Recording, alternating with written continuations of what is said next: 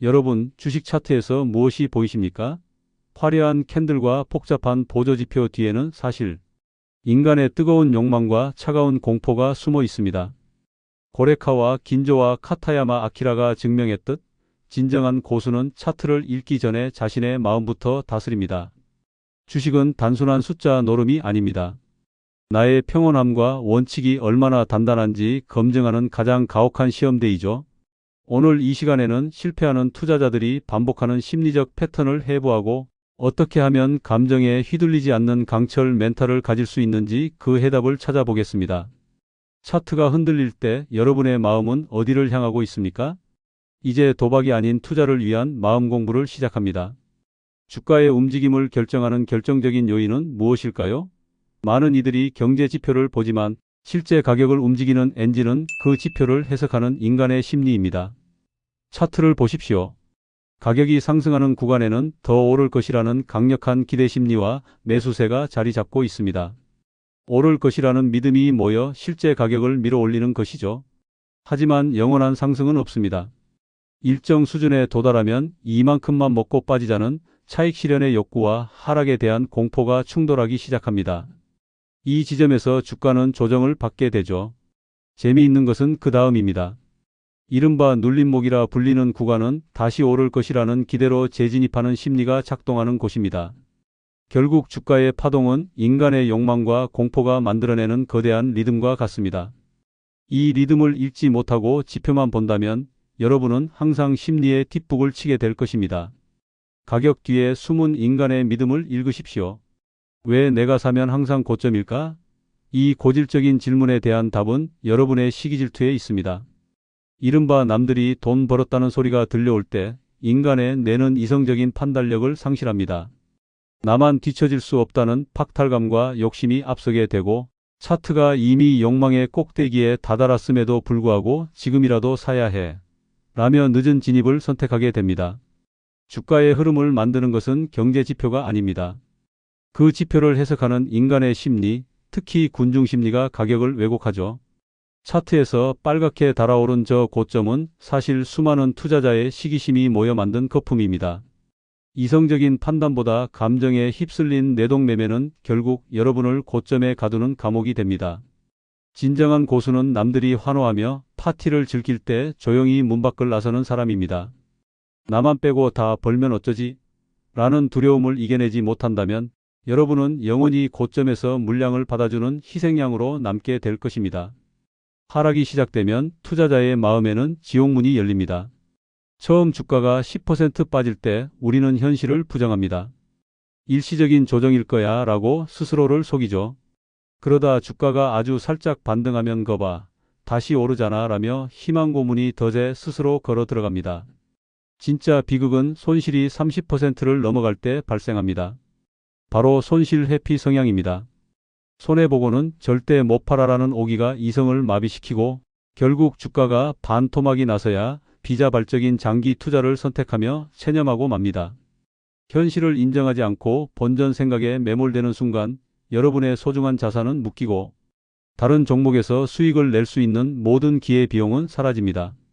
주식시장에서 가장 위험한 단어는 언젠가 오르겠지입니다. 현실을 직시하는 용기가 없다면 당신의 계좌는 희망이라는 이름의 고문실이 될 것입니다. 많은 투자자가 손절을 자신의 실패라고 생각하며 괴로워합니다. 하지만 진정한 프로에게 손절은 미래에 더 큰 수익을 얻기 위한 기회비용일 뿐입니다. 여기 두 가지 시나리오를 비교해 보십시오. 먼저 시나리오 A입니다. 100달러에 산 주식이 하락할 때 무작정 버티는 존버를 선택하면 어떻게 될까요? 주가가 60달러까지 떨어지는 내내 여러분은 극심한 심리적 고통에 시달려야 하고 계좌에는 40달러의 손실이 박제됩니다. 반면 시나리오 B, 즉 손절 후 재진입 전략은 완전히 다른 결과를 만듭니다. 주가가 80달러로 꺾일 때 과감히 실수를 인정하고 20달러의 손실로 끊어내십시오. 그리고 60달러 저점에서 다시 매수하여 90달러까지 상승을 즐긴다면 결과적으로 10달러의 수익을 챙기고 새로운 기회를 확보하게 됩니다. 기억하십시오. 마이너스 20달러의 손절과 플러스 30달러의 재진입 수익을 합친 것이 무작정 보유하는 것보다 훨씬 강력합니다. 손절은 도망치는 것이 아니라 더 좋은 가격에 다시 싸우기 위한 전략적 후퇴입니다. 시장에서 가장 경계해야 할 태도는 바로 당장 돈을 벌어야 한다는 강박입니다. 원칙 없이 시장에 뛰어드는 것은 투자가 아니라 도박에 불과하죠. 많은 투자자가 차트의 추세나 21선 이격도 같은 기본적인 데이터조차 확인하지 않은 채 단순히 오를 것 같다는 감에 의존해 매매를 결정합니다. 이런 내동매매를 부추기는 주범은 바로 지루함과 조급증입니다. 장이 지루하게 흘러갈 때 무언가라도 해야 한다는 압박감에 쫓겨 잘못된 버튼을 누르게 되는 것이죠. 하지만 여러분, 전쟁터에서도 때를 기다리며 나아갈 때와 물러설 때를 구분하는 것이 승리의 열쇠입니다. 명심하십시오. 아무것도 하지 않고 현금을 보유한 채 기회를 기다리는 것 또한 훌륭한 투자 전략입니다. 준비되지 않은 상태에서 운에 맡기는 매매를 반복한다면 시장은 반드시 그 대가를 가혹하게 물을 것입니다. 원칙이라는 방패가 없다면 차라리 총을 내려놓고 기다리십시오. 기회는 준비된 자에게만 그 모습을 드러냅니다. 시장에서 살아남는 단 5%의 프로와 나머지 95%의 아마추어를 가르는 결정적 차이는 기술이 아니라 감정의 분리에 있습니다. 아마추어는 수익이 나면 세상을 다 가진 듯 들뜨고 손실이 나면 자신의 존재가 부정당한 듯 깊은 좌절에 빠집니다. 하지만 이런 감정적 동요는 다음 매매를 그르치는 독이 될 뿐입니다. 이제는 AI처럼 매매해야 합니다. 100달러를 잃었다고 해서 당신의 존재 가치가 변하는 것은 아닙니다. 프로는 계좌의 등락과 자신의 자존감을 철저히 분리합니다. 그들은 오로지 준비된 데이터와 원칙에 따라 기계적으로 대응할 뿐입니다. 손실은 단지 비즈니스에서 발생하는 운영 비용일 뿐이고 수익은 원칙을 지킨 것에 대한 보상일 뿐입니다. 숫자에 일희일비하지 마십시오. 차가운 이성으로 감정을 도려내고 데이터 뒤에 숨은 본질에만 집중할 때 여러분은 비로소 시장이라는 거대한 파도를 타는 진정한 트레이더로 거듭날 수 있습니다. 주식시장에서의 손절이 자산을 지키는 기술이라면 인생에서의 손절은 여러분의 삶을 지키는 지혜입니다. 차트를 보십시오. 나를 힘들게 하고 에너지만 갉아먹는 관계를 붙들고 있는 것은 하락하는 종목을 손절하지 못하고 끝까지 버티는 것과 다를 바 없습니다. 인간관계의 가치 역시 주식처럼 냉정하게 바라볼 필요가 있습니다. 더 좋은 인연을 맺고 새로운 기회를 얻으려면 먼저 나쁜 관계를 끊어내어 그 자리를 비워두어야 합니다.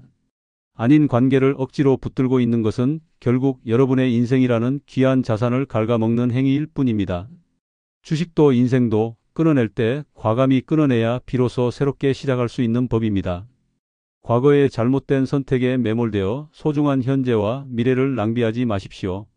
오늘 여러분이 결단하는 그 손절이 내일의 더 큰 성장을 위한 가장 가치 있는 투자가 될 것입니다. 이제 대장정의 마무리를 지으며 여러분 스스로를 점검할 시간을 갖겠습니다. 성공적인 투자는 화려한 차트 분석 기술이 아니라 자신의 마음을 얼마나 깊이 다스리느냐에서 결정됩니다. 먼저 여러분만의 명확한 매수와 매도 기준이 있습니까? 원칙 없는 진입은 결국 도박의 길로 이어집니다. 둘째, 지금 시장에 참여하려는 이유가 조급함이나 남과의 비교 때문은 아닌지 욕망을 통제하십시오. 시기 질투로 인한 늦은 진입은 필패의 지름길입니다. 셋째, 실수를 인정하고 기회비용을 확보할 유연한 손절의 용기가 있습니까? 손절은 실패가 아니라 더 나은 미래를 위한 전략적 비용임을 잊지 마십시오. 마지막으로 매매가 끝난 후 실패의 원인을 분석하고 원칙을 수정하는 복귀의 과정을 거치고 계십니까? 성공은 결국 흔들리는 차트 속에서도 흔들리지 않는 마음을 유지하는 자의 전유물입니다. 이 체크리스트가 여러분의 계좌뿐만 아니라 삶의 평온을 지키는 든든한 이정표가 되길 바랍니다.